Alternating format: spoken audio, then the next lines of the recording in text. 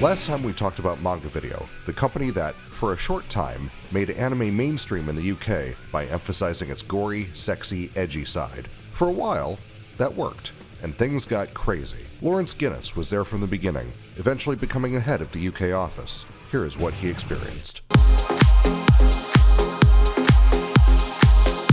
The Anime Business, brought to you by Animego. Here's what we have coming out. No matter where you are in the world, we'll always be looking at the same side of the moon. I'm not scared of dying, but I am scared of not being able to sing. Are you running away? Just sing. You like to sing, don't you? It's okay if it's hard, no matter how tight my throat feels. It's all a part of my dream.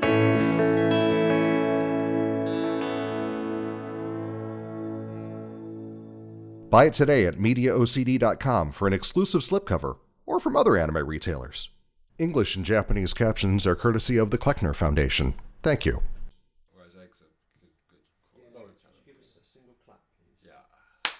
I left college with a really strong sense of that youth entertainment, youth media culture was great on the musical front, but much less so on the visual front. Television had 4 channels at the time, ended at midnight. This was pre-internet, pre-kind of video culture or mass video culture. I wanted to do something that represented my culture, young people, the guys I was hanging out with, the music, the fashion, the film. So we started our own TV channel, Pirate TV channel. In fact, not very far from where we're standing here, where we are here. We built a transmitter. We had a boffin, a scientist, build us a suitcase transmitter, rented a roof space in Crystal Palace, which is where, it's high up, South London. We commissioned a great big antenna, and we rigged up a whole bunch of batteries so that the thing could run autonomously.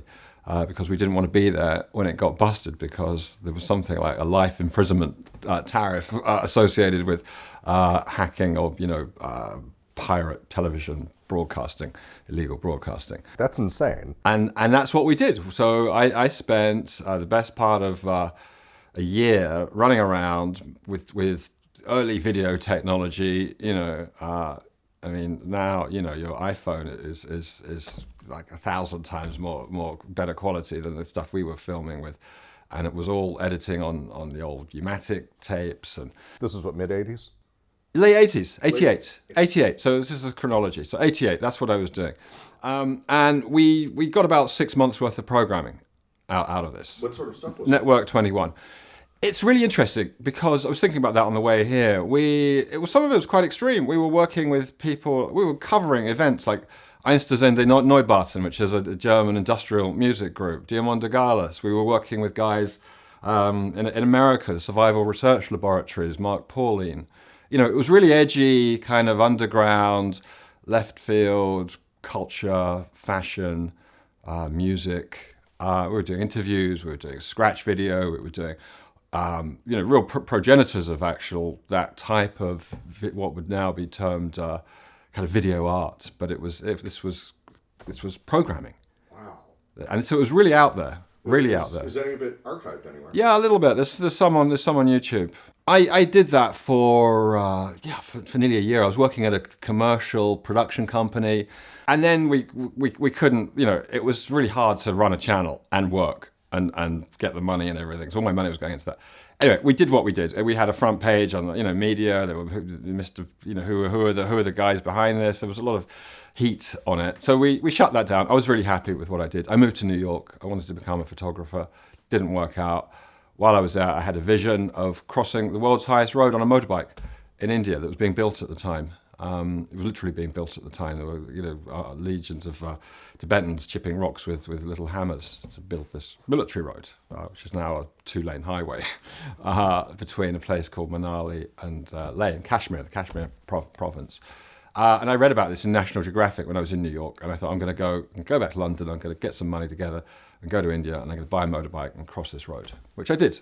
And then I wrote quite a lot about that. I came back from there looking for a job. I thought, what am I going to do with the rest of my life? And I saw an advert, a video editor wanted, Island Records. And I spent, a long time making programming, like really cutting edge programming with nothing, literally. In the middle of the night in edit suites that no one knew I was there, kind of thing. So I turned up fresh from this epic journey, hair down to here, kind of boots, and just kind of a bit wild. And the guy said, yeah, you'll fit in just great here. And I got this job at Island Records, editing all kinds of music content, music video content, predominantly, but other stuff too. And that was, those were my formative years. So, and before that, as a child, I would been incredibly inspired. I grew up in the suburbs. It was so quiet and boring. So my head was in books, science fiction predominantly. So, people like Jules Verne, Kurt Vonnegut, classic science fiction, Asimov, but also comics. A lot of British comics, but also, classic American kind of Marvel. So you spent your youth with your head in the clouds, and then once you were finally let off your leash, you just went nuts. Yeah, pretty much. So by the time, I had a pretty good career at Island Records before it was sold. Spent about a year and a half editing, and then moved into kind of directing and then producing, then the business side, kind of executive producing. So when Island got sold to Polygram, a few of us, very small number. A guy called Andy Frame was running something called Island Visual Arts. I'd worked closely with him. I'd done a lot of programming there. He said, look, why don't you, we'd like you to come and join this new company, Island World. And it had a very eclectic strategy. It was really, we did some really, truly awful stuff that was really not very commercial at all. Some of the music stuff was good, but there was some other stuff, like awful comedy things. And Andy's eye for this type of thing wasn't very good. The crew here will know of a guy called Jeremy Beadle. We actually, to my eternal shame, made a video with this guy, which was just awful. So there was a period in the wilderness, I would say, where the company didn't really know what it was doing. It was looking for kind of an edge. It didn't have any kind of vision in that sense. And that was when I decided we were going to go into the anime business. Yeah, Andy's recollections may differ, as they say. Recollections may differ. My recollection of it was that I discovered Akira at a screening at the Institute of Contemporary Arts. A guy called Simon Field, who I knew quite well. Simon and I were friends.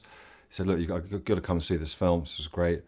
I went to see it. And it blew my mind. I thought, this is incredible. This was a mix of all the stuff I'd been doing, kind of thematically, in terms of the issues that Akira deals with. It's a kind of a weird rite of passage movie. But also a projection of a kind of dystopia and what can go wrong with when you seek power. So those themes really resonated with me, and I said, look, we've got to. This is a film that we have to have. And I was aware of anime, but that sharpened my mind actually when I saw that film. I thought, okay, this is really so far beyond Astro Boy. We need to be working in this space. Andy didn't want Akira. I had to argue with him, like super argue. Like, if we don't do this, I'm leaving. I'm quitting. You guys can do what you want, but I'm not staying in this company if we don't do Akira. Wow. Yeah. I know you won. Yeah. Andy Frame stands by the version of events in his interview and refutes needing persuasion to acquire the rights to Akira. This is almost like the story of, Chris Blackwell not signing the Rolling Stones. Right.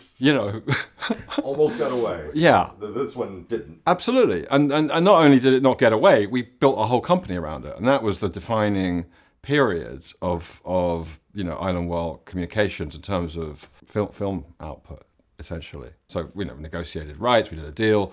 It was Kodansha, and they became very good friends, actually. Tomoyo Yoshioka at Kodansha became a very good friend. And then we basically went into the anime business. So you had Akira, and you knew that was going to be a hit. Did you wait until Akira came out and you saw the numbers before you moved forward, or did you? Yeah, it was a slow process. I mean, there was a lot of research. Came across people like Carl Maychak at Streamline, who'd been at the kind of avant-garde of anime in America in his own way. Just started to get a sense and feel around the back catalogues of the big, Japanese producers. Were you the one kind of making the calls as to what to license? Yeah, pretty much. I mean, it was very much low-hanging fruit. So the likes of Toei, Toho, Bandai, Kodansha had huge back catalogues of stuff that, material content, really great material, series that they had never even thought anyone outside of Japan would be remotely interested in, or would be, commercial success. I was trying to think about this morning. Some of the series I really enjoyed. Fist of the North Star I thought was great. A kind of Western kind of inspired martial arts epic stuff. I mean, I grew up on Batman. It kind of had I could see a connection there. Violence Jack. Now, this was one that again was controversial. Orotsuka Doji, of course, was really out there. The Guyver series I actually really enjoyed. Group of kids who kind of get powers. I quite enjoyed that. Films like Castle of Cagliostro, just classic, great kind of storytelling. X, which we co-produced, in fact, I really enjoyed. Well, we put some money into it at the development stage. Some of those came a bit later, but some of the early series, older anime, and only ever intended really for the domestic market. And yet were really enjoyable, and we really found a lot of value in those. And when you watch those series and films, you just think, my God, we've been missing this for like so long. Why wasn't this on television? Why couldn't I go and get this readily available? Because it was just really entertaining. It was really good fun. Some of it was obviously kind of X-rated, but in a kind of fantastical sense. Some of it, in the benefit of hindsight as culture moves on, is incredibly, misogynistic and wrong.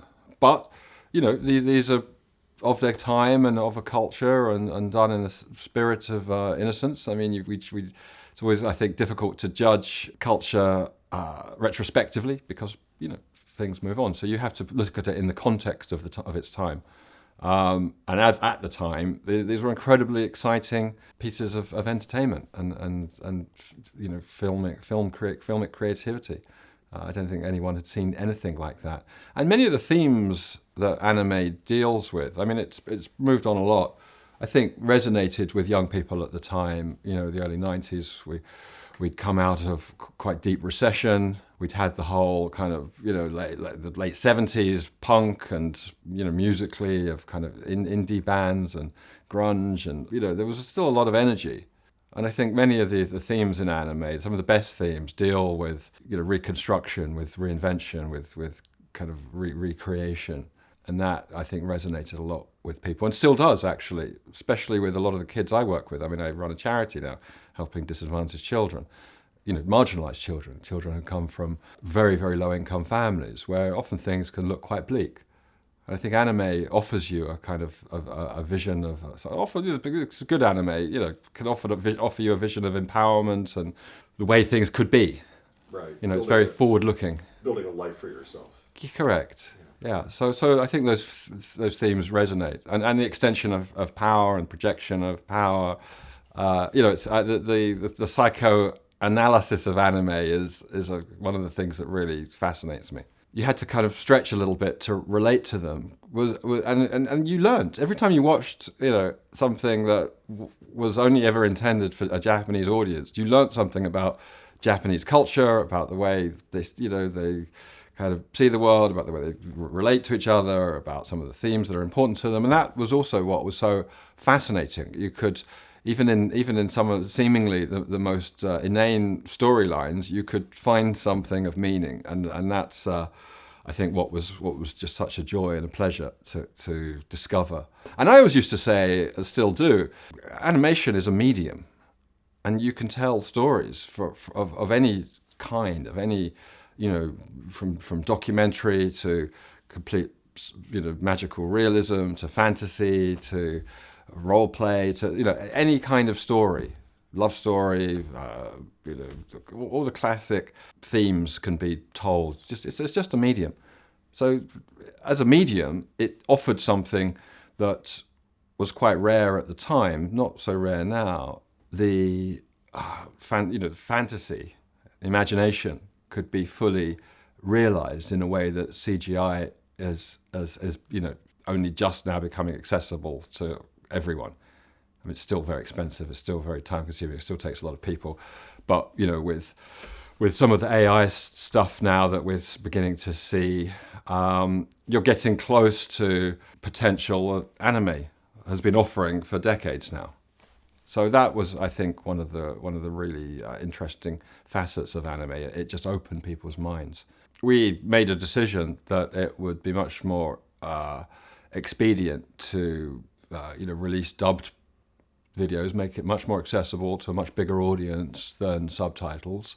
Don't forget, widescreen television wasn't ubiquitous at the time, so if you wanted to watch, VHS wasn't a stable medium, and the resolution wasn't really up to enjoying the film and being able to read the captions at the same time. So dubbing was more of a necessity than it is now. At great expense, it must be said, efforts to translate faithfully, accurately, as best we could, and then find voice actors, professional voice actors, voice talent, predominantly coming from the radio industry, radio dramas, radio plays, of which we have, a great reputation in this country. BBC radio dramas have enjoyed the world over for their quality. Overdubbing team that worked on, Bond movies, on many, high budget movies, worldwide productions, and brought all that together.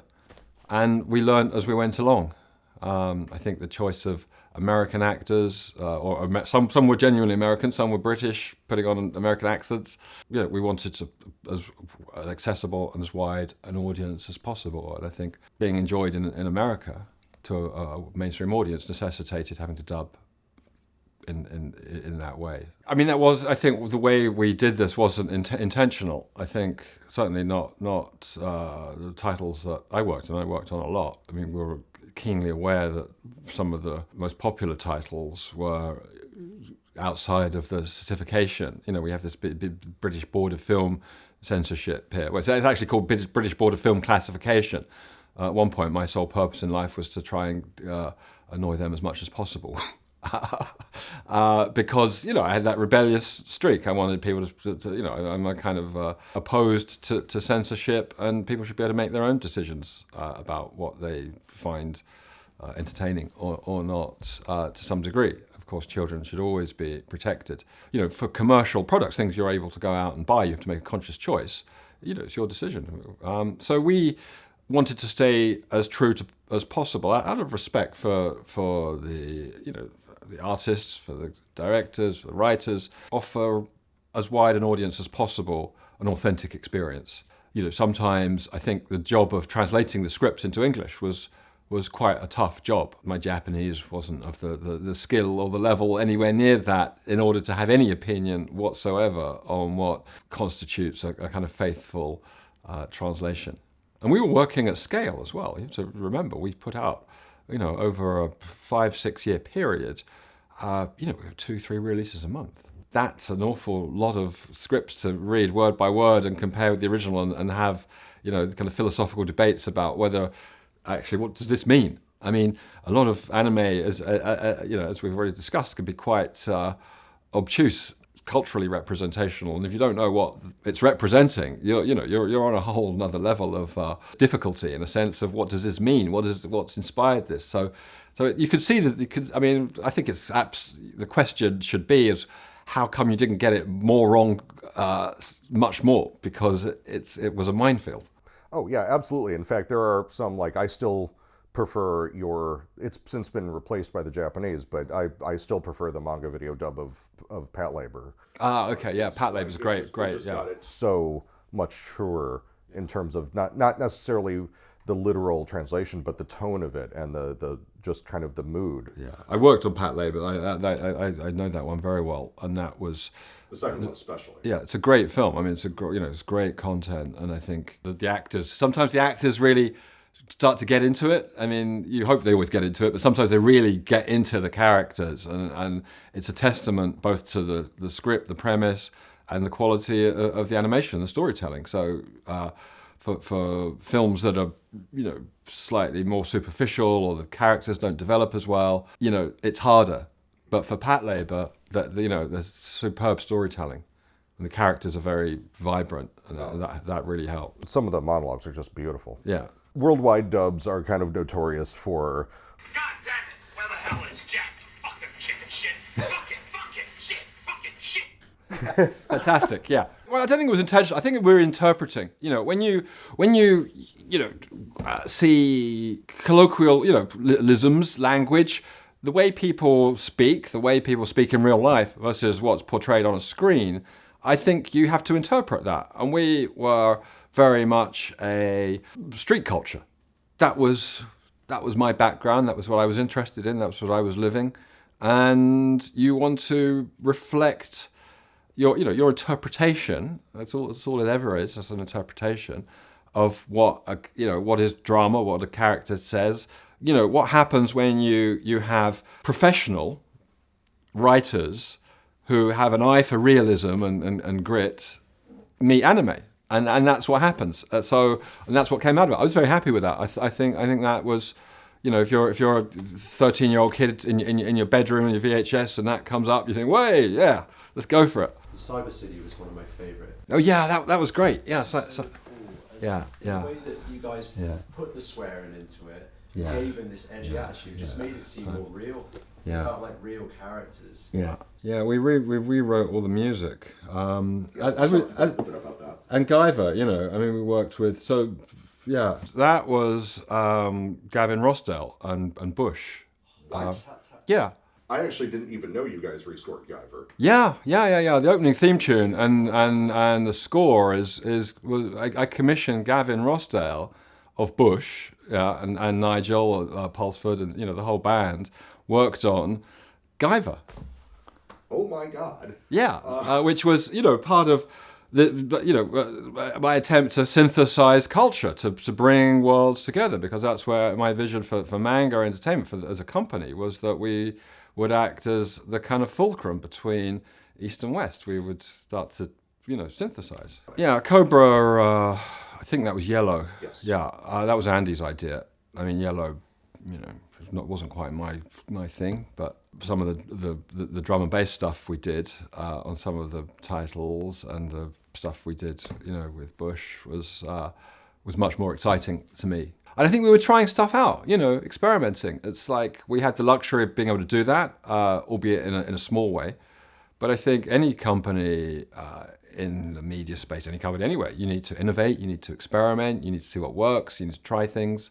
And that's what I was doing, trying. The whole thing was a big experiment. I mean, you don't know if, and also listening to fans and listening to new fans, because yes, there was a tiny kernel of anime fans, but then we opened the market up to literally millions of young people who'd never seen this stuff before. Absolutely. So we listened to them too. What do you like? What would you like to see? How would you like to express yourself? Was there an attempt on your end? Because I know manga video tended towards like kind of edgy male youth, sort of, the slightly rebellious, kids that were into like staying out late and smoking. Yeah. In hindsight, I think being in charge of acquisitions and developments, that was clearly reflected my interests. And I think I was less sympathetic and less appreciative of the whole other kind of genres within anime. But Perfect Blue actually was, was a really good attempt to offer something, a different kind of storytelling to a different audience. And I think we were evolving by the time, Manga, I left and we sold Manga.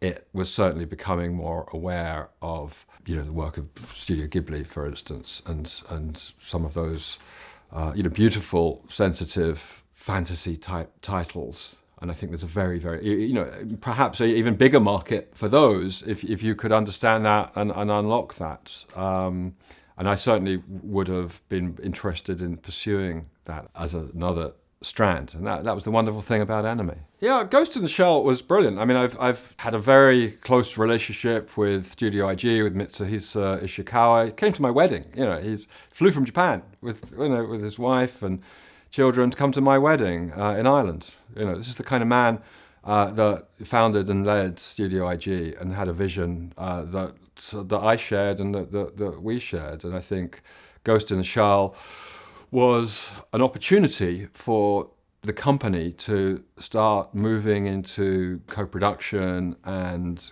co-development, more importantly, in a way that was more than just about money. Because, yeah, it's a business, but in terms of that creative synthesis that I described, it was the big, the opening of a door. We trust you enough to work with you both on a kind of investment level, on a business level, but also let's start to think creatively about the opportunities that exist. That was how Ghost in the Shell came about. It was an expensive film, so it needed, I think it was also the anime industry looking beyond its own horizon and thinking how, there's a whole world out here. How are we going to get to, our products in front of the whole world? And I'm really proud that we played an important part in helping anime producers and distributors and publishing houses to start to look beyond the domestic market and realize actually what what strengths they had, what a gift they had for the world. I think what happened was with Ghost in the Shell, economically the business had made quite a lot of money, but then we'd spent quite a lot of money. The expansion into the US market was not handled very well. There were already a number of players in the American market. I think the strategy didn't really understand A, the potential size of the market, B, was underinvested, and C, failed to really position some of the titles in a way that really could have enabled them to reach a much wider market. It was a tough proposition. Television should have led the way, right? It was always seen as a home video business. In fact, it should have been the other way around, I think, and much more effort should have been put into that. In the UK, of course, it's a much more accessible marketplace, and retail was very strong. In America, it's much more spread out. It's harder to, there's lots of different territories within the US. I think we could have focused more on getting anime onto TV screens, and that would have created and generated, I think, a healthy home video market. There would have had to been, strong financial incentives. You would have had to give up a lot, but I think the rewards possibly could have justified that, and some strategic relationships could have been forged, especially with the promise of developing new content or co-developing new content. We needed a lot more money, and that was the one thing. Cash flow was always very tricky. So when you put, I can't remember what we put into Ghost in the Shell. I think it was $1.5 million or something. It was a lot of money. That takes a long time to get that back. And we weren't at that point generating as much cash as we probably needed to, even though the operation was really efficient, it was slim. The low-hanging fruit of all those great classic titles was starting to kind of become thinner on the ground. So I think the business went through, tough times, as all businesses do. You guys were very aggressive in your pricing. Americans were used to paying like $24.95, $39.95 for a single tape, and you guys came in $9.95, $14.95. Well, I think that's less about a deliberate pricing strategy and more about the likes of Costco or whoever it was saying we can't sell mainstream at $24.99, and if you want to be a mainstream entertainment company, you need to be able to reach new consumers, new audiences, kids who pocket money prices. I mean, one of the difficulties of that period was we diversified. So, and this is what led up to Andy Frain's resignation. Essentially, we built a computer animation studio. I think we spent probably £2 million on building a computer animation studio that produced absolutely nothing. We ended up selling all of the vastly expensive Silicon Valley mainframe computers to Framestore. Framestore are one of the leading VFX houses in the world. Well, they bought all that stuff. It was run by two guys that Andy really loved. Andy Frain stands by the version of events regarding his departure from the company in his interview. He states, quote, Lawrence Guinness was in charge of dub production and was not privy to company financials or strategic decisions with owner Chris Blackwell. Although our animation studio subsidiary, Manga Studios, was not profitable, it developed a TV series, a feature film, a short film, and the award-winning music video Hold Me, Thrill Me, Kiss Me, Kill Me for U2. The costs were nowhere near what Lawrence stated, and this had nothing to do with my departure from Manga Entertainment. It is correct that the new management closed the studio after I left, and I subsequently employed a number of the staff, forming my new animation studio, which became an international success.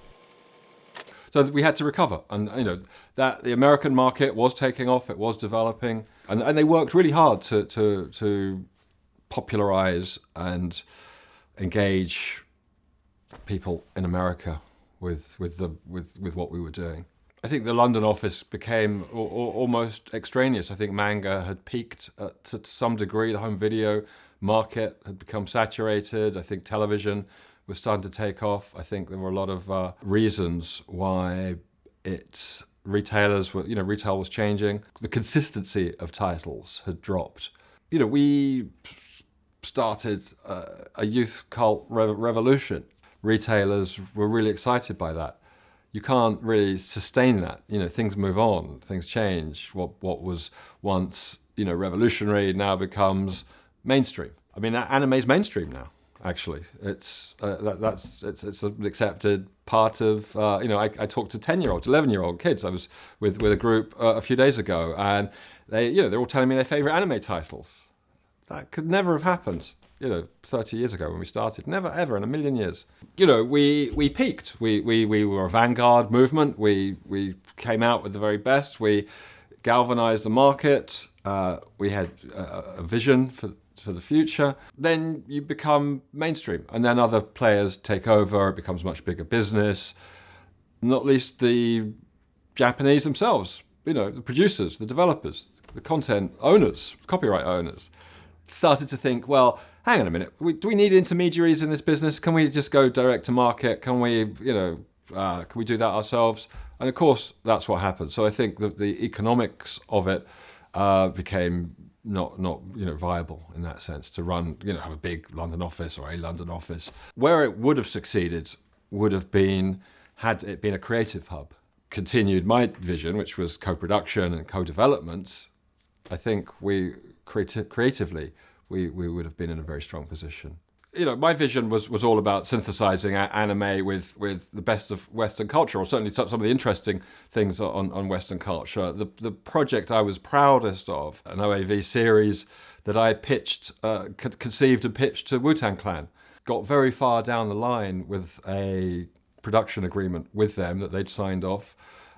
We had financing in place. I say they'd signed off. There were a few members of the band that hadn't, and that's what stalled the whole thing. But when I pitched it to Chris Blackwell, I'll never forget, I sat in front of him. I said, this is the series. It's called The Imperial Warrior. It's about a gang of black musical artists from Brooklyn who challenge the forces of evil in the world through music and their martial arts skills. And it was a great series, fantastic, as you would expect, soundtrack, but with these incredible characters like Ghostface Killer and RZA in anime form. It would have been revolutionary, really would have been. What could have been? And I don't have the visuals to show you on that. So that was the project I was proudest of that never happened.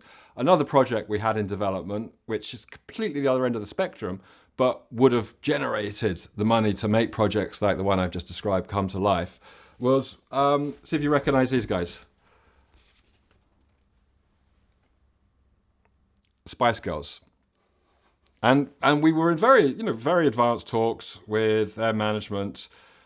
These development cells were produced with Studio IG, and we did a lot of work in creating Girl Power the anime, which is interesting because when we spoke about, the likes of Studio Ghibli and that audience, this really would have addressed that. So you could see the direction we were moving in.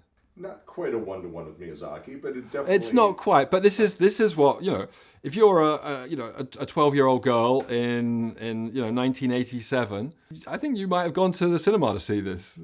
In fact, I think you would have stood in a line for a long time to get in to see this. I might have gone as a 20-something. And you might have gone as... Yeah, exactly. So now Victoria Beckham there on a motorbike. I mean, I can see you guys smiling. This is great, isn't it? It's amazing. Yeah, and this is where we were. This was the vision. You've got to have a vision. I mean, look, if that's not girl power in action, I don't know what is. I mean, that could be a still out of Suicide Squad. So we were ahead of our time, I think. Which I certainly if one of the proudest moments of my life is recognizing and realizing actually that I was responsible for manga entertainment in that sense, the kind of progenitor, but also having had the vision of where it could have gone to and where it should have gone to. But I don't live a life of regret. I am doing something actually very fulfilling at the moment that is also making quite a big difference in the world. I had a realization in my life as being a father that one of the really important things to do is to raise children and do that as well as possible. And it really resonated with me that so many children everywhere, not just here in the UK, but so many children don't have the privilege or the opportunity to reach their fullest potential. Having spent a long time in the entertainment industry, working in anime and working with young people, I recognized the opportunity that young people need to develop their talent, to develop their skill, and the contribution they have to make to the world.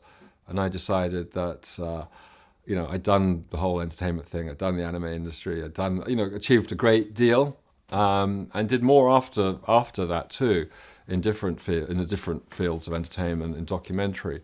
I had the opportunity to join a charity, discovered that I really loved that work, and have been working. It's only my second job in the charity sector actually, and have grown a charity from nothing to we've generated £40 million now for funding over 1,000 projects, helping 500,000 children in London. Anime now plays the same role it played when I first saw it. It's an incredible channel of escapism, of projection, of empowerment. It answers the question, what if? What if this happened? What if that happened? It offers an alternate reality. And if you're living in poverty, if you're living in squalor, if you're marginalized, if you're oppressed, which many, many children and young people are, anime offers you an alternate reality where anything is possible, where your dreams can come alive, where you can be empowered, where you can do things that are not possible in your world. And that's a really strong message. And it's one of hope, and it's one of energy and spirit and momentum. And it's a very, very positive force, I think. And it also offers us something very interesting in that the characters in anime are really very representative and often very, they're hard to place sometimes. And I think in an ever-divided world where, polarized societies, that's a very attractive message for young people. I mean, from my side of things, I was stubborn. I was just like, I really liked the medium, and I was sort of, on the one hand, very aware that the way that women were perceived and presented in anime titles, and particularly the anime titles that were being made available in the UK, was, very not female friendly. But kind of having to grit my teeth and go through it anyway, and just kind of say, yeah, it's not great, but You do what you do.